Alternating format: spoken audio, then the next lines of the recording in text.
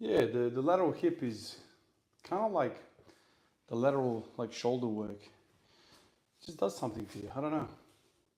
I don't think we have a lot of movement in that plane of motion, and so a lot of that stuff kind of can not atrophy, but like lag behind from the main movers, and I think with that imbalance comes all sorts of issues with strains and pains and all sorts. So I think having like balance across the joint is very, very important. Uh, that's something you learn if you lift for a little while. You learn that you sort of need to always look into balancing whatever joint. You can't just hammer one movement. Even the squat is not good enough. You know, when you first start out, everyone says, "Oh, you know, compound movements hit most muscles." Yeah, they do, but they don't hit all of them equally, and that's where the trouble arises. So you can do squats until the cows come home. If you don't do something equally heavy and intense for the hamstrings, um, the lateral hip, you're going to get into trouble. Obviously, it depends how you squat as well. But all right, let me do 100 here for one. Nothing crazy, just to say hello to the squat pattern.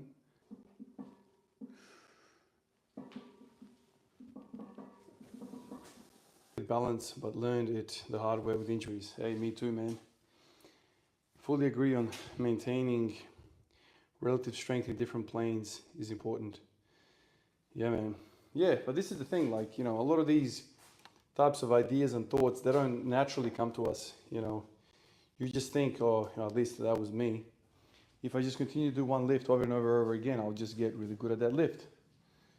You know, it's like, you know, using the basketball analogy from earlier in my sporting career. It was like, you want to get rid of free throws? Freaking just do free throws until the cows come home. Eventually you'll learn, you know, perfect that technique and feel and whatnot. With weightlifting, unfortunately, it's not that way, man. Like you gotta do all this other shit just to make sure like everything's balanced, and it's not attractive to me at least. But variation is the key, man. You gotta vary your stuff, and not just variation for the sake of variation. Variation like with some sort of thought, some sort of plan, some sort of, you know, directive. You know, like you need to know why you're doing stuff. And I always look for rationale in my thoughts. If I don't have a rationale for this choice of exercise, like what am I doing? Like I'm not doing it just because that bloke over there said that. Obviously, you learn from all sorts of stuff, but like when you learn stuff, okay, this I do this for this, and I'm using it in this part of my phase of training because I need this. It's kind of like that. It's not just a physical endeavor, this lifting thing, man. It's a lot of thought as well, a lot of anatomy and physiology, and learning what everything kind of means to the neighboring tissue and all that stuff.